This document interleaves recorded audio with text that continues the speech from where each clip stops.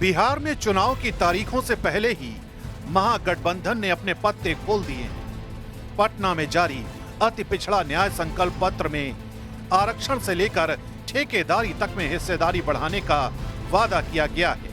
महागठबंधन का दावा है कि ये कदम समाज के सबसे वंचित तबके को मुख्य धारा से जोड़ने की दिशा में अहम कदम है, लेकिन राजनीतिक विश्लेषक इसे सिर्फ चुनावी दांव बता रहे हैं। उनका कहना है कि कांग्रेस ने तेलंगाना की तरह पहले वर्किंग कमेटी की बैठक की और अब अति पिछड़े वर्गों को लुभाने के लिए ये संकल्प पत्र पेश किया है। 50% का जो आरक्षण है इसको आबादी के हिसाब से बढ़ाया जाए।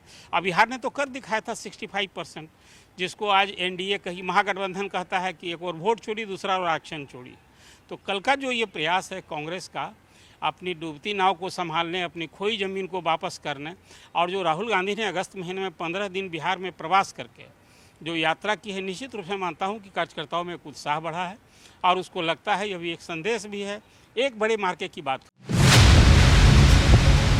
महागठबंधन की घोषणाओं पर आर्थिक सवाल भी उठ रहे हैं। संकल्प पत्र में अति पिछड़ों को जमीन देने और रोजगार के नए अवसर देने की बात कही गई है, लेकिन अर्थशास्त्रियों का मानना है कि सरकार के पास इतनी जमीन उपलब्ध ही नहीं है। अगर सरकार को जमीन खरीदनी पड़ी तो इसका सीधा बोझ सरकारी खजाने पर पड़ेगा। वहीं ठेकेदारी और नियुक्तियों में ऐसे लोगों को शामिल करने की योजना है जो पूरी तरह से योग्य नहीं। विशेषज्ञों का कहना है कि इससे कामकाज की दक्षता पर असर पड़ेगा और विकास कार्य भी बाधित हो सकते हैं। राजनीति हुई है अति पिछड़ों के नाम पर और सिस्टम को इनएफिशिएंट किया गया है, खास करके शिक्षा, स्वास्थ्य, विज्ञान के क्षेत्र में। उसका सबसे ज़्यादा नुकसान इन्हीं वर्गों को हुआ है, पिछड़ों, अति पिछड़ों, दलितों को हुआ है, जिनके नाम पर पहले 15 साल और 20 साल से शासन हो रहा है।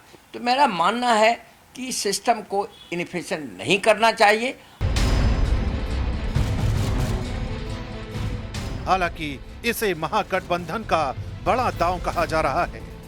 अति पिछड़े वर्ग की आबादी बिहार में लगभग 36% है और अब तक ये वोट बैंक नीतीश कुमार के साथ खड़ा है। महागठबंधन इसी वोट बैंक को साधने की कोशिश कर रहा है, लेकिन नीतीश कुमार लंबे समय से सोशल इंजीनियरिंग के जरिए इस वर्ग में मजबूत पकड़ बनाए हुए हैं। ऐसे में तेजस्वी यादव और कांग्रेस के लिए ये रणनीति सफल होगी या नहीं, कहना मुश्किल है। हाँ, इतना तय है कि अति पिछड़ों की नाराजगी या समर्थन ही बिहार की चुनावी तस्वीर बदलने में अहम भूमिका निभाएगा।